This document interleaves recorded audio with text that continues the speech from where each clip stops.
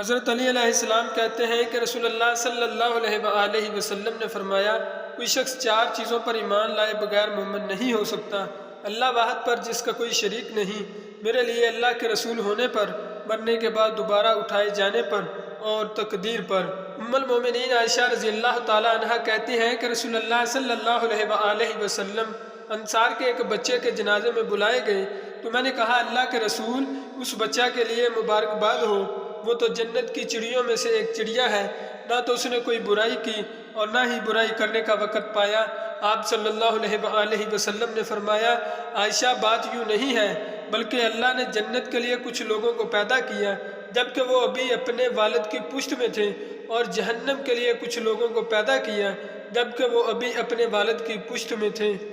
اس حدیث مبارکہ کی وضاحت کچھ یوں ہے کہ ام المومنین عائشہ رضی اللہ تعالیٰ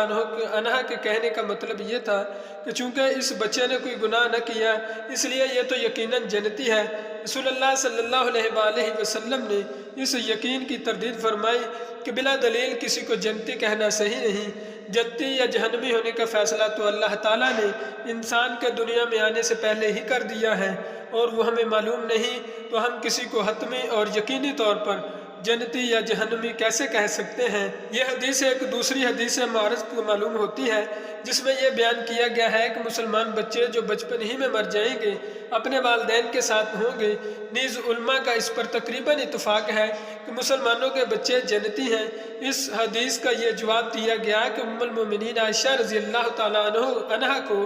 جنتی یا جہنمی کا فیصلہ کرنے میں جلد بازی سے روکنا مقصود تھا۔ بعض نے کہا یہ اس وقت کی بات ہے جب رسول اللہ صلی اللہ علیہ وآلہ وسلم کو بتایا نہیں گیا تھا کہ مسلم بچے جنتی ہیں۔